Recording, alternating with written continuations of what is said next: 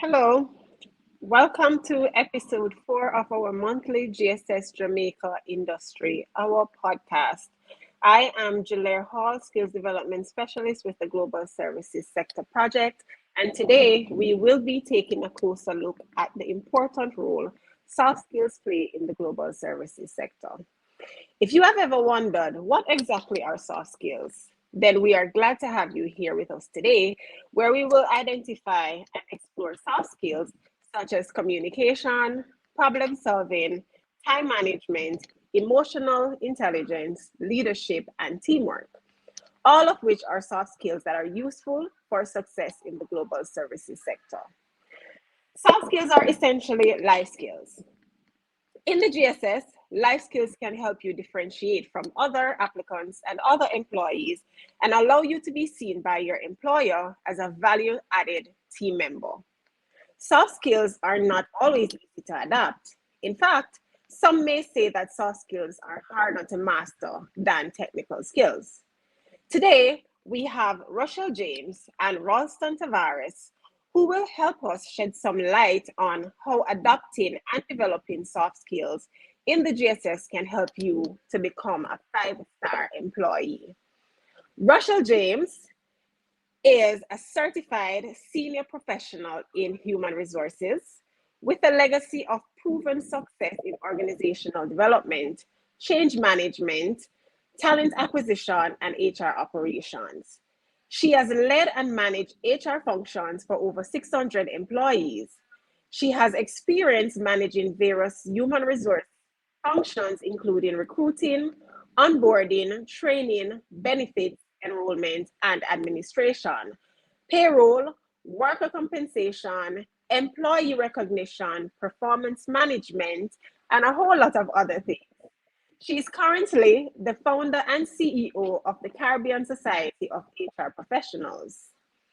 Ralston Tavares is a HR professional with over 5 years of experience in recruiting and talent acquisition in the GSS.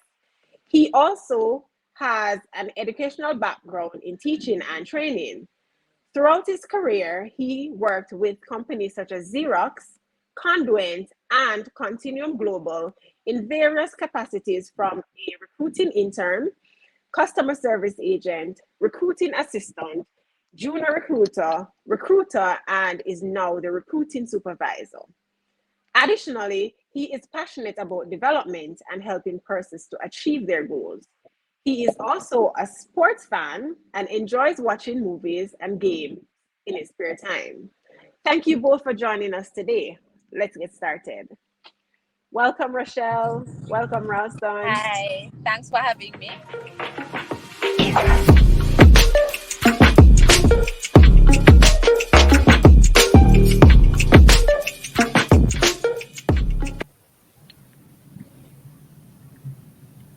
Okay, so the topic of the day is skills for success, the role of soft skills in the GSS industry.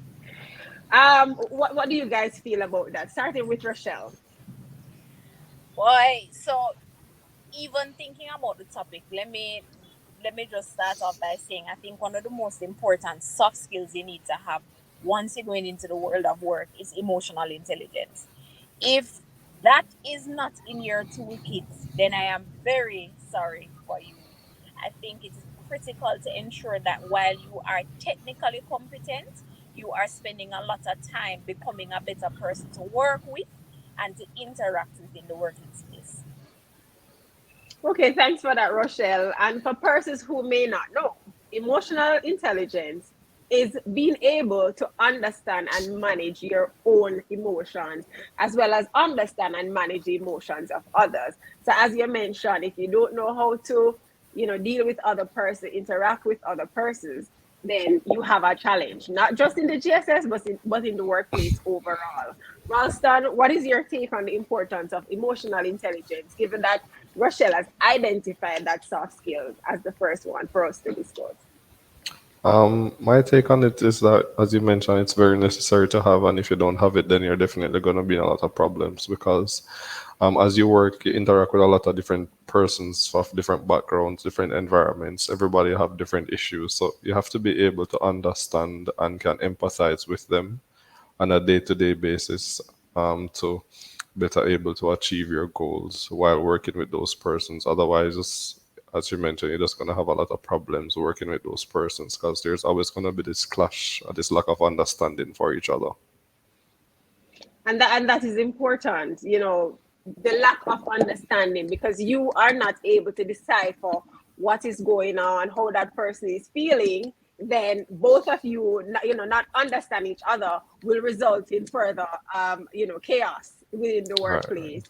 Exactly. So go ahead. I was going to add to what you were saying, and it limits your growth in an organization. So if you're going in there and you just plan to stay in this one role and you don't want anybody to bother you, you don't want anybody to talk to you, then maybe. But once it is that you're looking to grow and to develop and to expand yourself, you're going to have to interact with people from all walks of life, and you don't know what they're contending with on a regular basis. And that is important. Sometimes, you show up at work, but there's so many things happening in the background, whether it's at home or whatever, something is happening. And so yes, you show up, but you have those feelings. And then when you start interacting with, whether it's the clients, the customers, your fellow employees, there's a bomb. Everything explodes because of whatever is happening. So it is very, very important that, as persons, we have to evaluate ourselves, understand, what's happening with us, what's happening with our employees, what's happening with our co-workers, what's happening with our clients, be empathetic where we can, and so that we can have that, seamless working relationship when we do understand and appreciate each other. Ralston, so we started with emotional intelligence, but I think one of another very important soft skill that is very critical is communication. Tell us, when we speak of communications, what is it that we're referring to?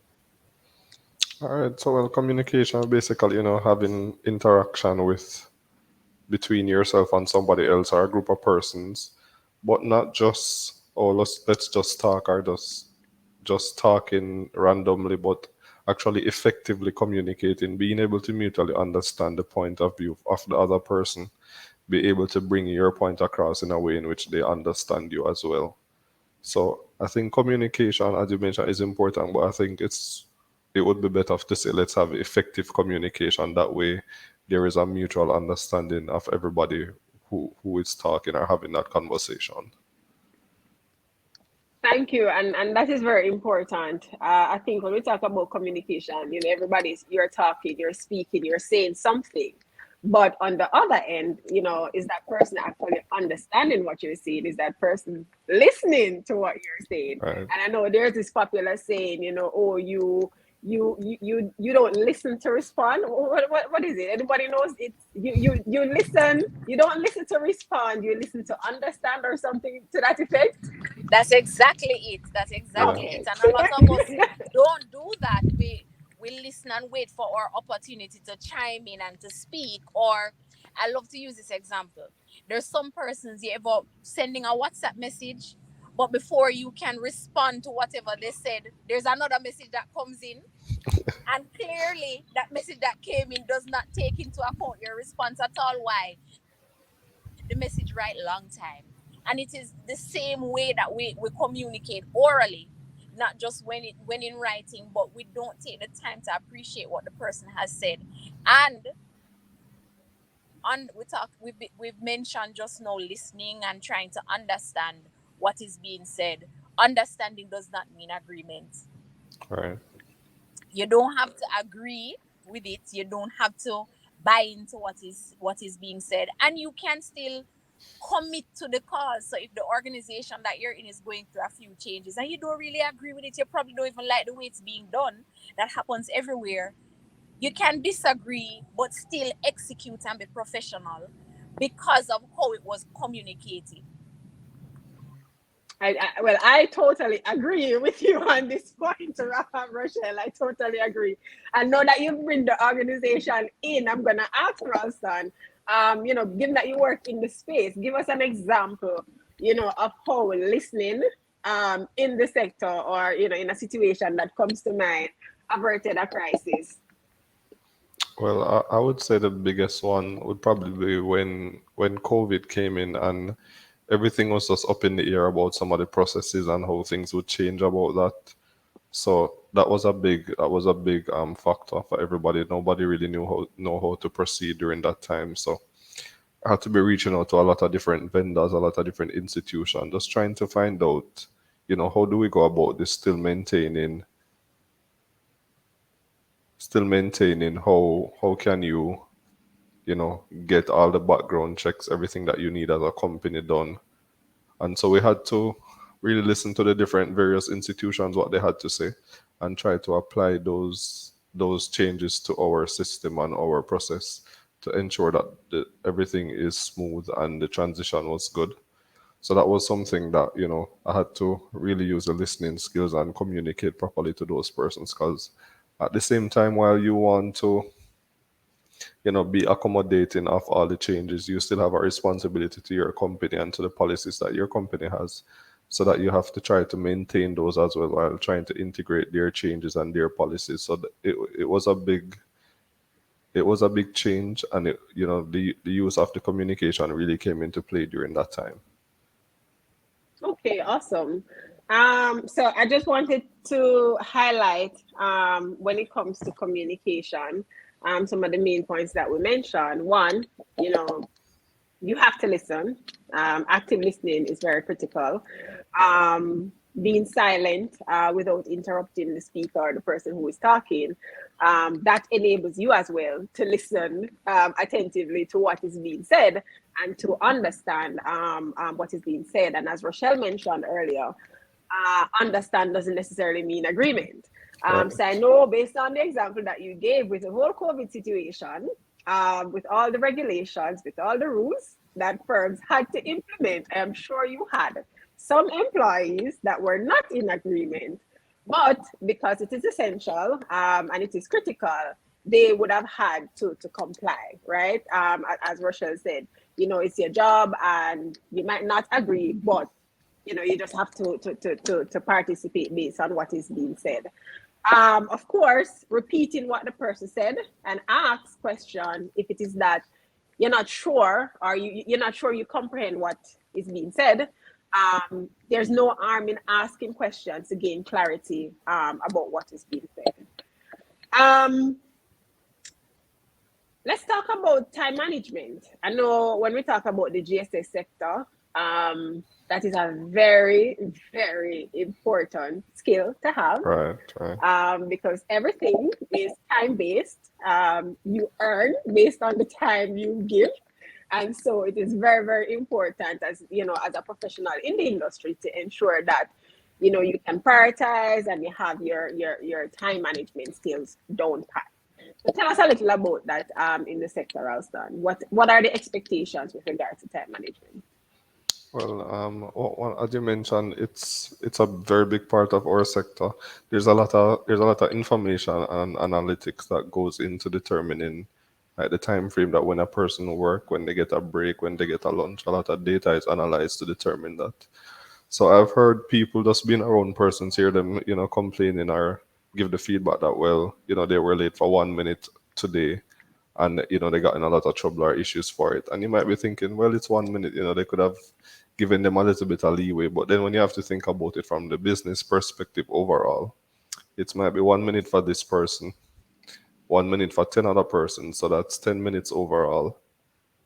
When you Mhm. multiply it, it might also be 1 minute that a customer would choose not to wait on the line to speak to somebody.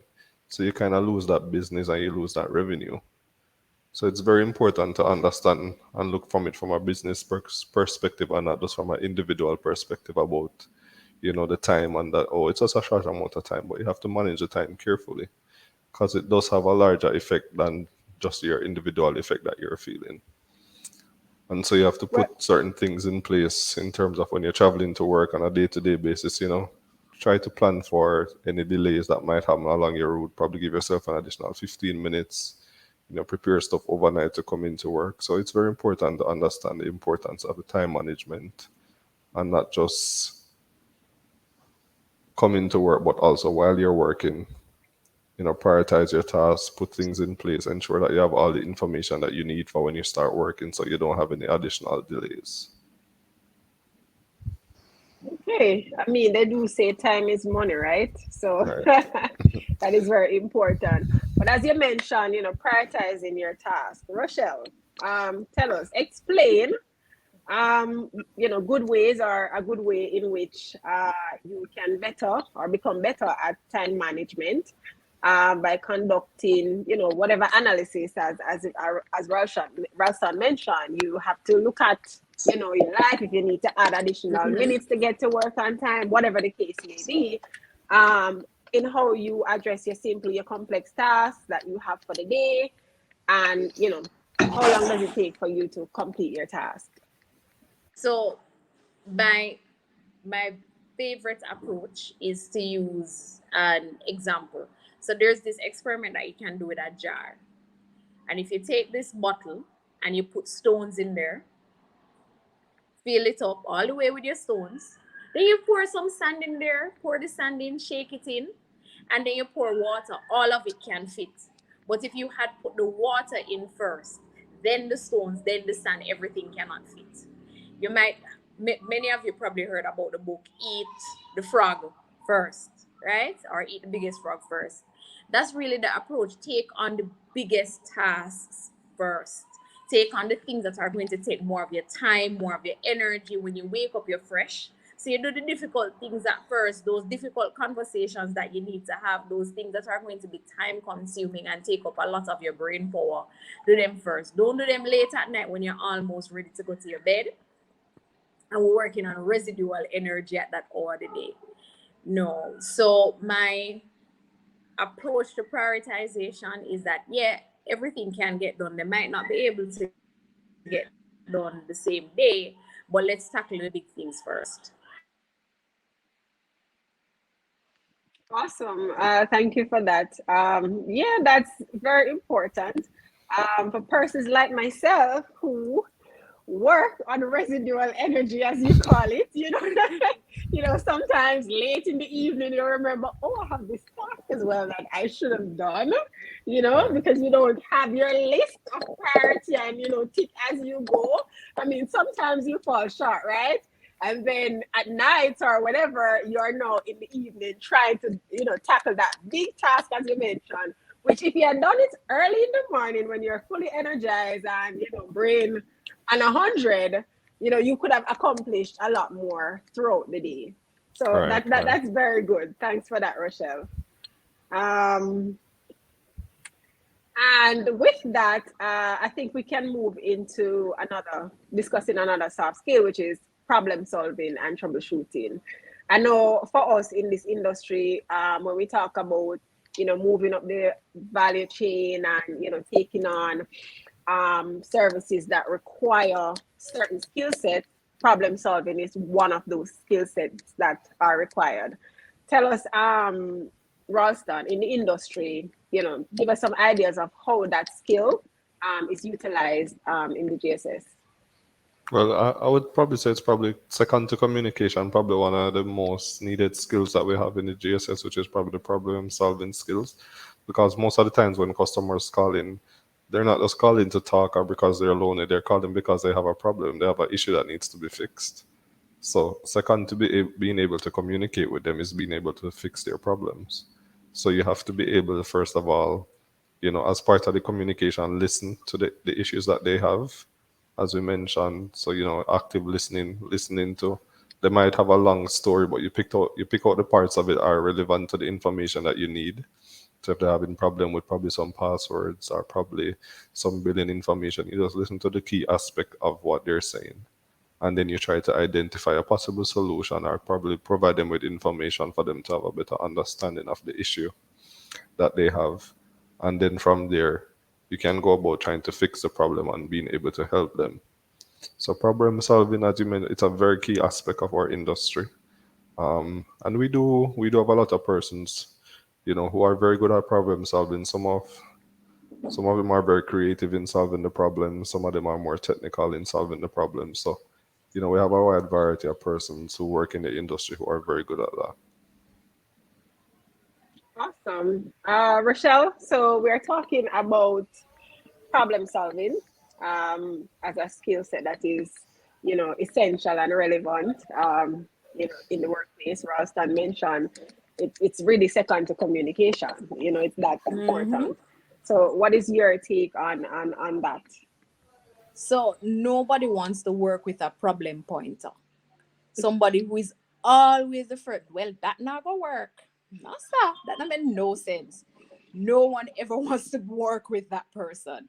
So be ready to provide solutions and insight. Yes, you don't always have the solutions, and yes, it can give you feedback. But how ready and open are you to creating solutions? So okay, I know that you're saying we must cut the red wire, but really, this is what's going to happen if we cut the red wire. But I'm here to support with whichever wire we decide to cut. Have that kind of positive mindset and not just be the one who is always complaining and not adding true value to the organization. Okay. Thanks for that. Um, so we're gonna and Rochelle, you just mentioned an example. But for persons who are listening, who they may not have that positive mindset, and that approach to things or to life. How can they develop or fine tune that skill of problem solving and being able? Are there steps? What is the problem? What advice would you give to someone who they'll say, "Oh, but that's not me. I don't have that skill set readily." Mhm. Um, So it sounds weird, but it's pretty simple. Two things: games. We learn through games. We might not realize it, but even in a child's early development, games are how they interact with the world, how they learn about the world. And that is how we can reprogram ourselves through games. Now, there's some games that might be on your phone that you can download, but any puzzle type games where you have to figure out solutions. One example is like even something as simple as Sudoku. You'd be surprised how by repetitively playing these kinds of games and engaging in these kinds of activities changes your mindset. That is one. The second time, have an accountability partner. So have somebody, not a friend who has the same approach to problems and challenges. Sorry about that. that's Um, fine. yes, having a friend who is an accountability partner is good, but it's not as good if that friend has the same challenges that you have. So identify somebody who is more positive and optimistic and is ready to create solutions to be that accountability partner for you to say, all right, anytime we're in a meeting and you hear me start being negative and I'm not helping to create a solution, pinch me, kick me, pull me closer to you, or say, step outside, let's talk a little bit. But always have somebody there to hold you accountable for your behavioral gaps that you're trying to improve on. And don't feel like there's something wrong with you. It is a good thing to be that person who points out risk. That's what they call it. It's risky Hmm. identifying. But at the Hmm. same time, when you've identified the risk, spend a great deal of time as a professional identifying the mitigating strategies. I'm so sorry. That's fine. She has something to say. She wants to join as well. Ralston, do you have anything? She's used to being in meetings, she likes being a part of meetings. So this is on I her. told you she has something to say. Ralston, do you have anything to add to that, to what Rochelle just Um, said? yeah, especially the part about those persons who are very good at identifying problems. Sometimes what I do with, I have a few persons who I know who are like that I work with, but I use it as a skill for them. So when I know that I have some issues or I need to develop something, we probably develop it. And then those are the persons who we probably use to test or analyze that information because they're very good at identifying them. And then once they do that, then we work with them to kind of use it and find a solution. So, there's two sides to the coin to be able to utilize all these skills, whether it's finding the problem or solving it, and then developing on either one to help to find and to develop those skills as well. And Ralston, that's a very big statement that you made, because I think that one of the things too is that persons don't recognize the strengths of their fellow employees or their colleagues, and to be able to build on that or to utilize it to their advantage. So what you just said, that for the persons who are problem, they identify problems, they identify risk, you use them as test case for whatever new policies you implement or new process, so that they can identify the issues or the risk, and then you develop solution based on what they have identified. So on Um, that, we're going to talk about leadership, because it sounds like you're a great leader, right? um, I try my best. you try Yeah. you try your best to be. Well, it sounds very much like you are. So leadership, that's another very important skill set that is required in the industry. I know a lot of persons, they come in and they think, oh, I don't have plans to grow. If I don't grow, I'm not considered a leader. People identify leadership with status, and not necessarily, on my team, I am that support, or I am that leader, I provide this support to my fellow colleagues. But I think it's a very important skill set at all levels. What do you see? I agree with you. I've met with a lot of persons who, one of the main questions that we ask when we probably meet with them for interviews, opportunities for growth within the company or the business, or how long would it take for them to grow or move up the food chain. And while that is important, it's also very important that you have to come in and put in the work at the start. Because a very important part of leadership is being able to follow first and not just wanting to always lead. So, we try to implore them that, well, the opportunities are there, but you have to show that you're able to master the skills in your first category of work that you have to do on a day-to-day basis. And then, based on that, when the opportunities arise now, and we've seen that you're able to manage those simpler tasks, then you can manage those bigger tasks. Because the bigger tasks really are just simpler tasks, probably grouped together or put together. So it's important that they're able to understand that at first, and then we move on from there. And it shows that they respect the other persons that they work with, and you understand them better when you're able to work with them, and then you probably move up a level above them, to you're in a position where you can look from things from their perspective when decisions are being made, to be better able to help them on a day-to-day basis. Okay. Awesome. Rochelle, do you have anything to add? Yeah, just a little bit.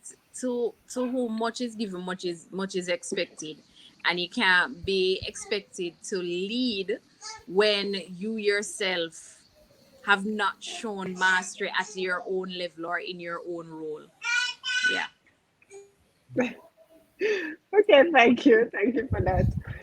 Yes, I totally agree with both of you. I think as leaders, as Mr. Ralston, we should also be able to follow. Because sometimes in following, we learn, and which helps us to grow as well. So that is very important. So we've talked about emotional intelligence. We spoke about communications, problem solving, leadership. Are there any other soft skills that come to mind that are important in the GSS or in the workplace in general? Any other that you'd like to add? I don't know if Ralston wants to go first.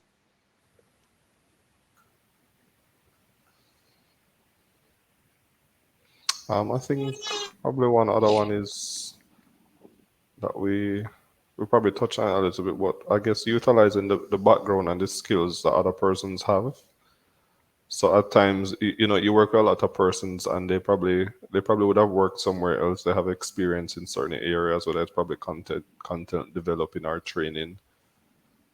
So, and at times you have projects that you're working on where you kind of need, where you probably don't have the experience in those areas, but you probably somebody in your team does. But because you're the person given the task, you probably want to rely on yourself or trying to get it completed on your own. But it's important that you try to use the soft skills of teamwork, as simple as it may be, to just try to integrate others into helping you to get some of those tasks. And it's a good motivational tool because it gives a person something outside of their regular roles that they have, so it just don't seem so mundane every day, for them to have something else to work on, something to look forward to, something different that they have to do when they come into work today or tomorrow. So that's another soft skill that I think, just relying on the talents of others and develop and further developing on their skills that they already have. All Awesome. right, Thank you. so I'll add to that by saying building relationships. I went tack onto it. It is so easy as we move through roles, um, activities, projects at work. We don't spend sufficient time building and maintaining professional relationships, because it's always easy to find friends at work, but maintaining professional relationships, understanding at the end of the day that it is not about all the other stuff, it is really about the work and the job that you are engaged to do. So focusing on that, so that whatever else anyone says about you, they can say that you did a good job, you knew, you executed well, you were effective, you were efficient, all of those wonderful things. And building on that same word of managing your relation, that same idea of managing your relationships, so and building strong relationships, I would add don't burn bridges. That's something, as you move through roles, boy, I don't like this boss and I can't wait for come out of this department, or I can't wait to move on to this next organization. And within the GSS, we know this. Ralston can tell you he's probably had hired persons or recruited persons that have hopped around from agency to agency to agency. And the truth is, when you take on a new job, you're just getting somewhere else to complain about, because no organization is perfect. So you're Wow. literally going to a new place to complain about. So why not forget about the complaining, maintain good relationships wherever you go, and maintain not just good relationship with those people that you like, which is where it gets hard now. Those persons who are not necessarily your cup of tea, and they don't have to be a cup of tea, but Mhm. ensure that they can say you execute with integrity, you do your work, you're honest, and all those wonderful things about you as a person. All right. Yeah, thank you, Rochelle. And of course, you are right. Especially in this industry, I'm sure Ralston have seen persons that left the organization and come back. Yes. So many So times, so many. it's a cycle. So yes, you move on to another company, but there's an opportunity and you come back. So it is, as you say, it's good not to burn your bridges, and have positive relationship with your colleagues, whether you like them or not.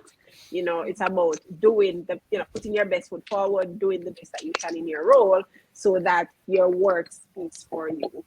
So thank you guys for that. We do have a video that will provide a summary of the importance of soft skills that we would like to show to reinforce some of the points that we discussed today. So, what are these things called soft skills? Soft skills is a catch-all term referring to various behaviors that help people work and socialize well with others. In short, they are the good manners and personality traits needed to get along with others and build positive relationships. Unlike hard skills, which include a person's technical skill set and ability to perform certain functional tasks, soft skills are broadly applicable across job titles and industries.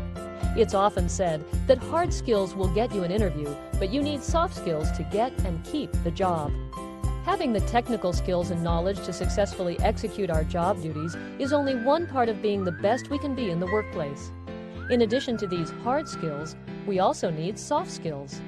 No matter what our position, organization, or industry, we work with people. Taking the time to build effective soft skills can lead to a more efficient, more harmonious, and more productive workplace, as well as to our own overall job happiness and satisfaction. Soft skills encompass both innate personality traits, such as optimism, and abilities that can be practiced, such as empathy.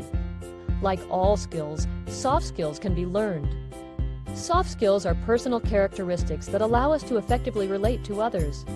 Applying these skills helps us build stronger work relationships, work more productively, and maximize our career prospects. Often, we place the focus of our career development efforts on hard skills, technological skills, sector-specific training, and other skills that specifically relate to our ability to get work-related tasks done. Unfortunately, development of this kind often happens at the expense of our soft skills.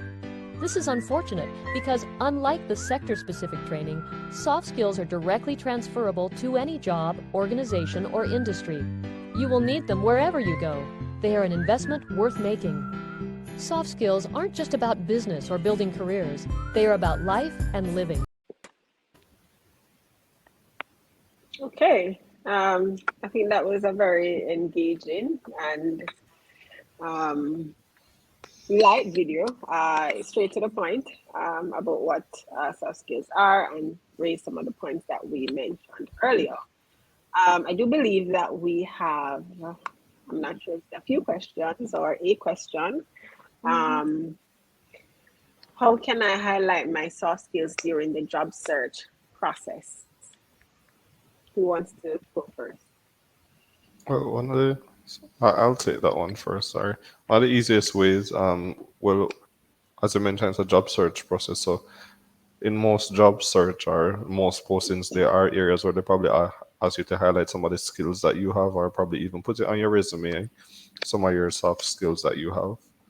And hopefully they will get noticed. And even if they're not noticed, probably initially, during the initial review, if you get to an interview stage, then you can be able to show some of those skills just by completing the interview, the questions that are asked, how you respond to them. You know, if you paraphrase the question, ensure that you communicate effectively. So those are some ways in which you can briefly show some of those soft skills before you even get the job. Endorsing what was just said, I will add to it by saying, if you know that you have a gap as communication, don't put communication as your.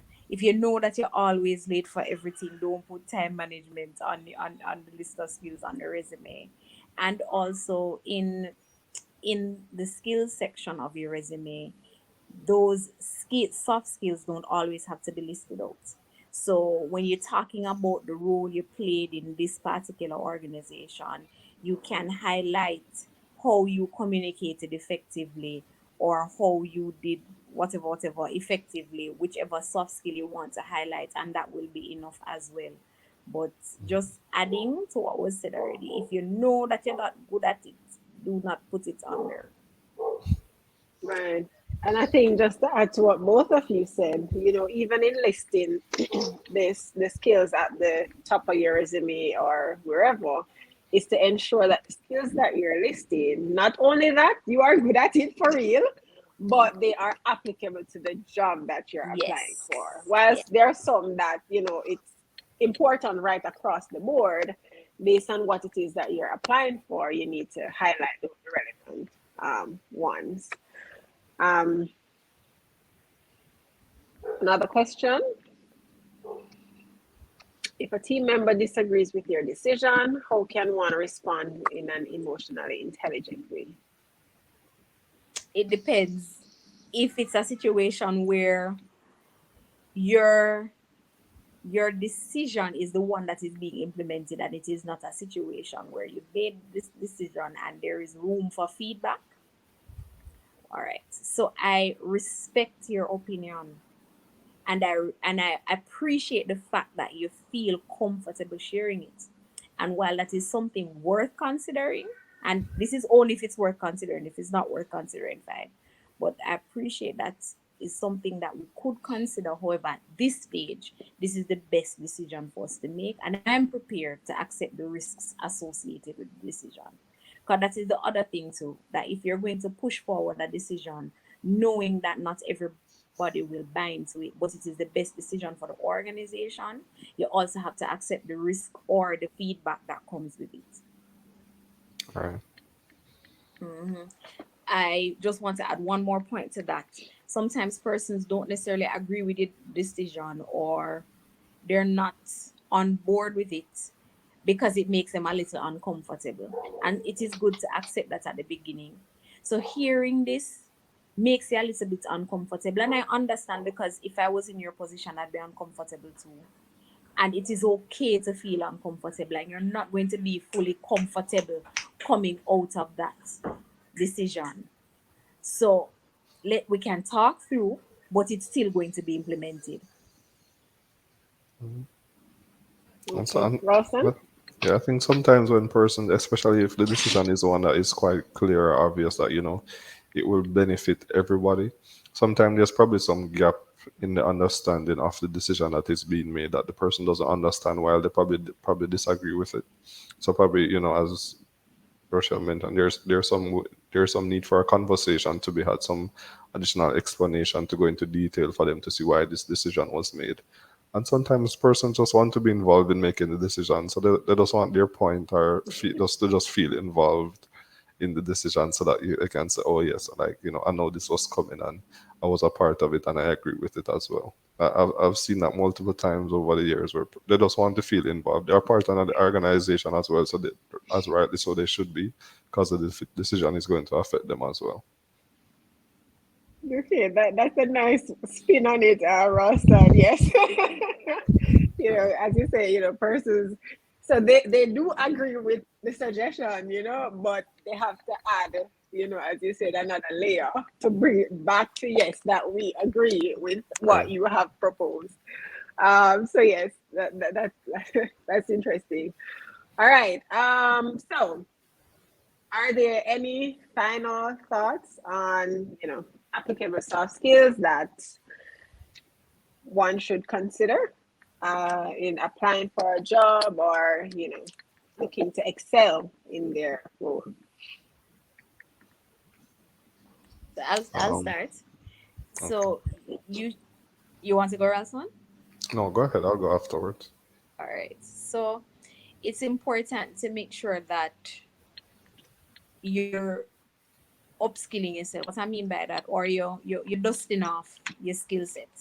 So if you have always been an excellent communicator, and everybody says you're an excellent communicator, that does not mean that you can't attend a couple of webinars, watch a few more videos, and improve that skill. Because just like with anything, if you don't use it, you If you don't lose use it. it. Yeah, if you don't use it, you lose it. And if you are not actively pushing yourself even further, so you're a good communicator in small groups and small settings, but are you spending your time doing a little bit of public speaking to see how effective you are? And are you using the same communication approach at home with your family, with your kids? Are you using emotional intelligence when you're interacting with a toddler who you just told that, I promise you that we could have get ice cream, but we're not going for ice cream again?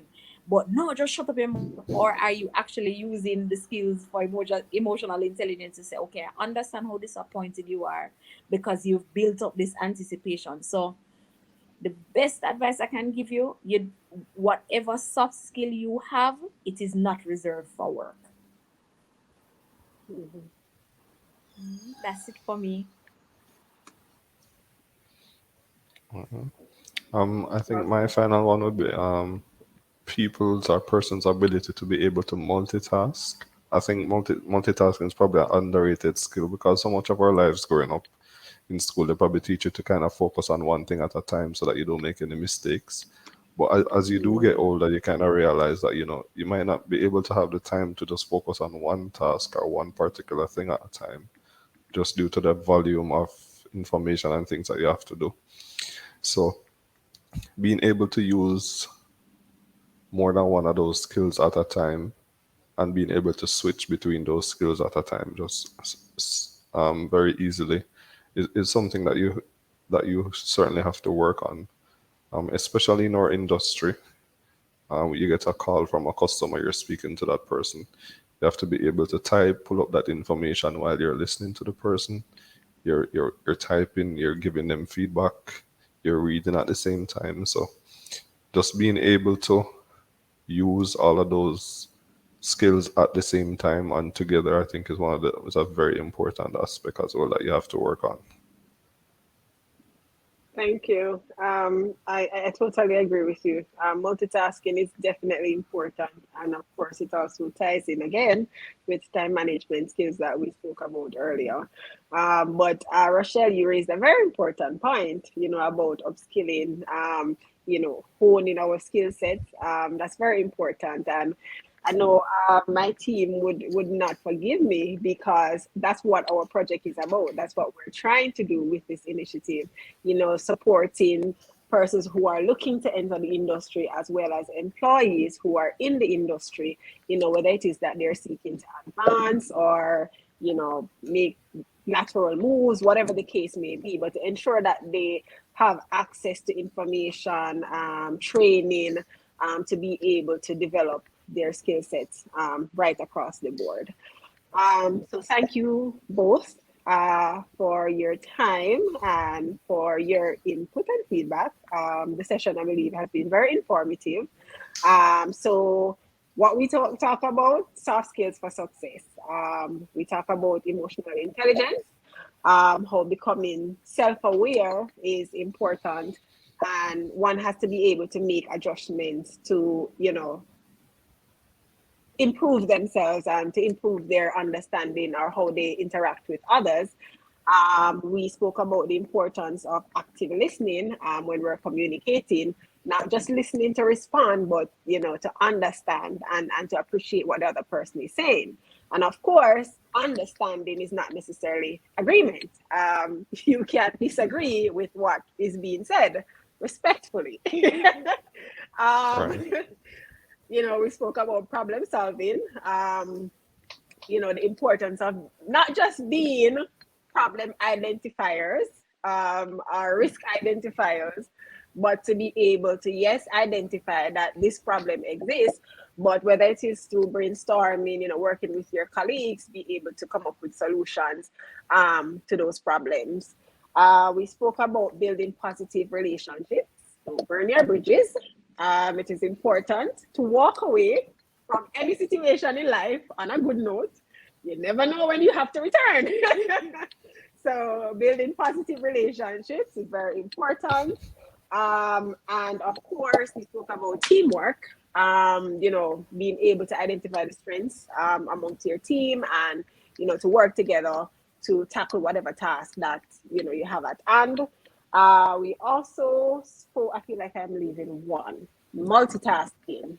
Ralston, you mentioned multitasking, which is very important as well, and time management. So that is it for us today. Thank you again for joining us. I just want to say to persons who are watching, please share the link for this session with your family and friends. Send your feedback, your questions, or idea of topics that we can discuss via this podcast to our communications team at communications_GSS@jamprocorp.com. Follow us on social media on Facebook and LinkedIn. It's Global Services Sector Jamaica, Instagram GSS Jamaica, Twitter GSS Jamaica, the number 1. Thank you so much again and have yourselves a great evening. Bye. Thanks, Mom.